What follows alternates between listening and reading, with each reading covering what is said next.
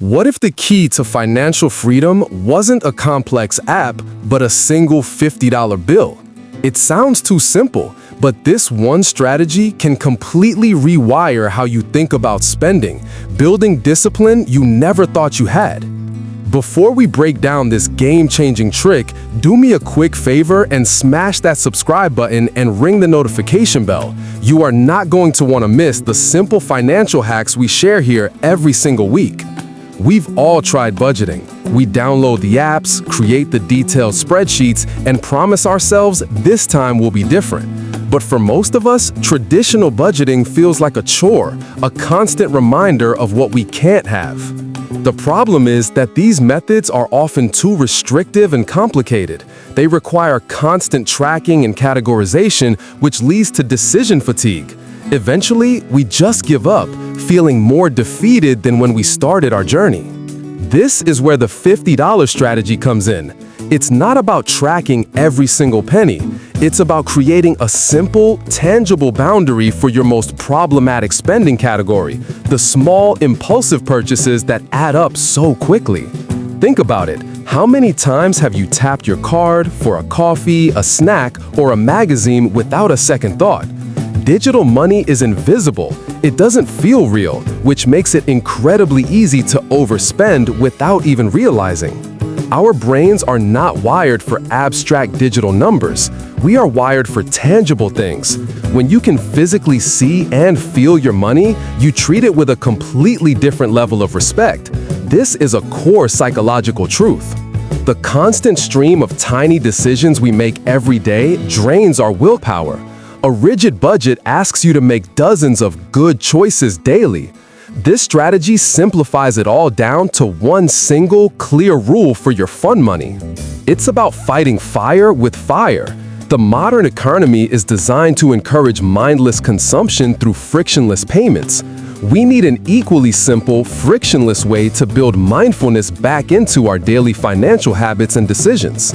So, let's get into the mechanics. It could not be simpler.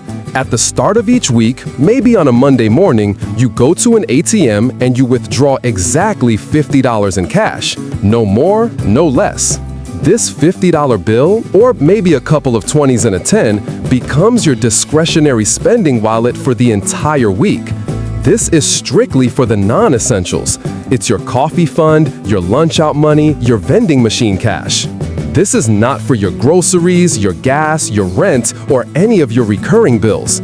Those should all be automated or handled separately through your bank account. This $50 is purely for your want category, not your need category. Here's the most important rule of the game. When the cash is gone, it's gone. You cannot, under any circumstances, pull out your debit or credit card for a fun purchase. The week's fun spending is officially over. This creates a hard stop, a real-world consequence for your spending. It's a binary system. Do you have cash? Yes. Then you can buy the donut. No? Then you can't.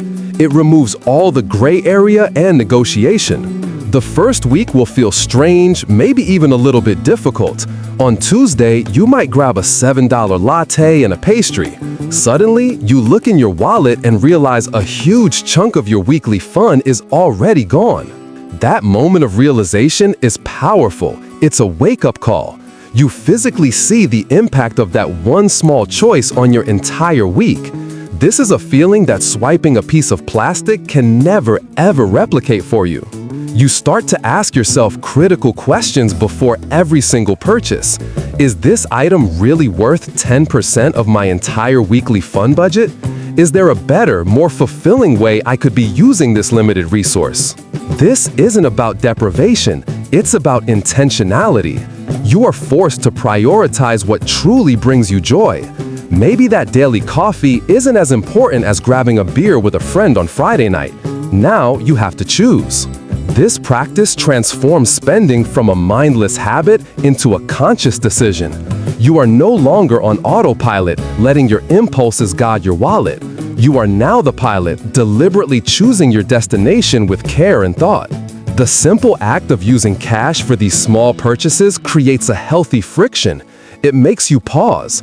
Having to count out bills and receive change gives your brain a moment to catch up and ask, do I really need this? You'll also be shocked at where your money was actually going. We often have a vague idea, but seeing the cash disappear on specific things provides undeniable data. It's a personal audit without a single spreadsheet in sight. This strategy is a gem for your financial discipline muscle. Each time you say no to a small impulse buy to save cash for something better, you're doing a rep. You are actively getting stronger and building resilience. It also gamifies your finances in a positive way. The challenge becomes, can I make this $50 last? Can I find creative, low-cost ways to have fun? It turns saving money into a personal victory rather than a sacrifice. You start to appreciate the small things more. A coffee you make at home tastes better when you know it saved you $7 for something else. Delayed gratification starts to feel less like a delay and more like a strategy. This new awareness isn't confined to your $50 budget.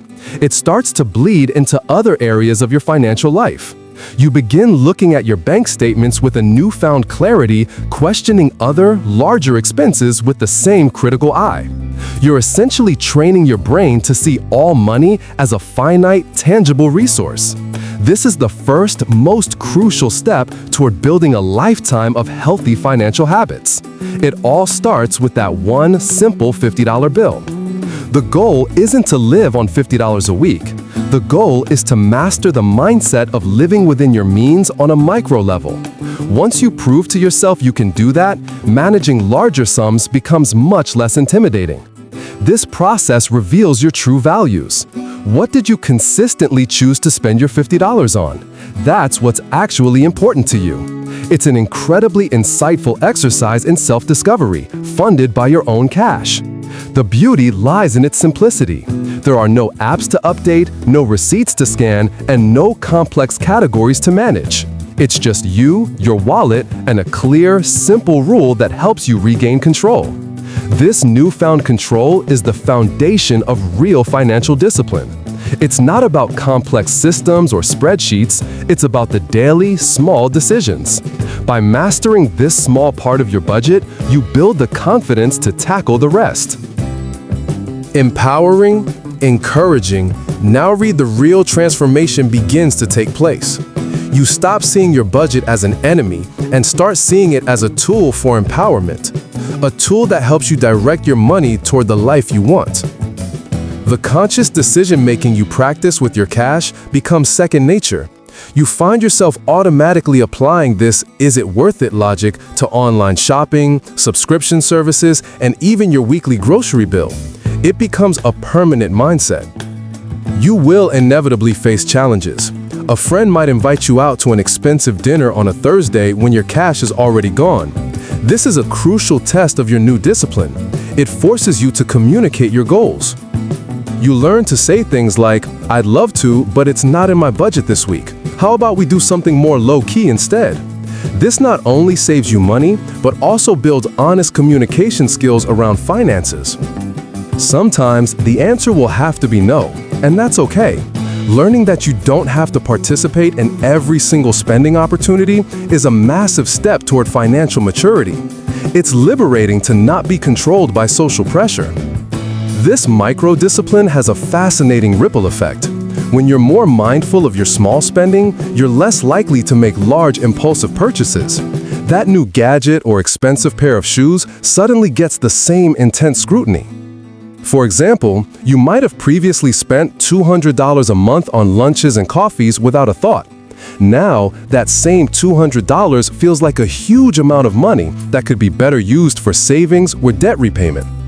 You'll start to see your savings account grow, not because you got a raise, but because you plugged the dozens of tiny leaks that were draining your income. It's the cumulative power of all those small no's. Let's think about a real-world example. Before, you might buy a $10 lunch at work every day. With the $50 rule, you might pack a lunch 4 days a week, saving that cash for a really nice meal out on Friday. You didn't deprive yourself, you consolidated your spending into a more meaningful experience. You traded 5 mediocre lunches for one great one. This is the art of intentional spending, and it feels much more rewarding than mindless consumption. Another example is your morning coffee. You realize that a $5 daily coffee habit costs you over $100 a month. That's a car payment, a significant investment contribution, or a weekend trip. The $50 limit makes this math painfully clear. Suddenly, the high-quality coffee you brew at home for pennies a cup feels like a brilliant financial hack. You're not just saving money, you're actively choosing to allocate those funds toward a bigger, more important personal goal. It's important to remember that the $50 number isn't magic. It's a starting point. If you live in an expensive city, maybe your number is 75. If you're on a very tight budget, maybe it's 30. The key is not the specific amount, the key is the principle, a fixed, tangible, cash-only limit for your non-essential spending. You have to find the number that is challenging, but not completely impossible for your lifestyle. You can also adjust it over time. After a few months, you might find that you consistently have $10 or $20 left over. That's a sign of progress. You can either roll it over, or even better, put it directly into savings. This method also helps you break the cycle of lifestyle inflation. As you earn more money, you can choose to keep your discretionary budget the same, funneling all your new income directly into wealth-building activities like investing or paying off debt. Compare this to the stress of traditional budgeting. No more guilt for going over in a specific category, no more hours spent tracking receipts. It's a system that works with your psychology, not against it. It's designed for humans. It's a system built on awareness, not restriction. It gives you the freedom to spend on what you love, guilt-free, as long as it's within your cash limit. This creates a much healthier and more positive relationship with your money. You stop fearing money and start seeing it for what it is, a tool to build the life you want. This strategy gives you the hands-on experience you need to learn how to use that tool effectively and confidently. It also protects you from the powerful marketing that surrounds us every day. Advertisers want you to spend on impulse. A finite cash wallet is one of the strongest defenses you can build against their persuasive tactics. You begin to find joy in free or low-cost activities, a walk in the park, a picnic with friends, or borrowing a book from the library. Your happiness becomes decoupled from your ability to spend money, which is true freedom. This strategy is especially powerful if you're trying to get out of credit card debt. It forces you to stop adding new debt for non-essential purchases, allowing you to focus all your extra income on paying down your existing balances. Think of it as financial training wheels. It provides a safe and controlled environment to practice the skills of budgeting, delayed gratification, and intentional spending. Once you master these, you can apply them to your entire financial life. The $50 strategy isn't just about saving money. It's about changing your identity. You stop being a person who is bad with money, and you become a person who is disciplined and in control of their finances. This identity shift is the most valuable outcome. It's a confidence that will empower you to set bigger financial goals, like buying a house, investing for retirement, or starting your own business. It all starts here. So let's recap the journey. You go from mindless swiping to conscious spending, from financial anxiety to a feeling of control, from being a passive consumer to an active director of your own financial resources and your own life. It's a simple, elegant solution to a complex problem. By focusing on the small, daily habits, you create massive, long-term change. It proves that you don't need complicated software. You just need a clear intention and a simple system. The power isn't in the $50. The power is in the habit it builds. It's a weekly ritual that reinforces your commitment to your financial goals and reminds you that you are the one in charge of your future. Stop letting your money manage you. Take one $50 bill this week and finally start managing your money. What do you think? Could this strategy work for you? Let me know your thoughts in the comments below. Be sure to share this video with a friend who needs it, and check out our other video on 5 ways to automate your savings.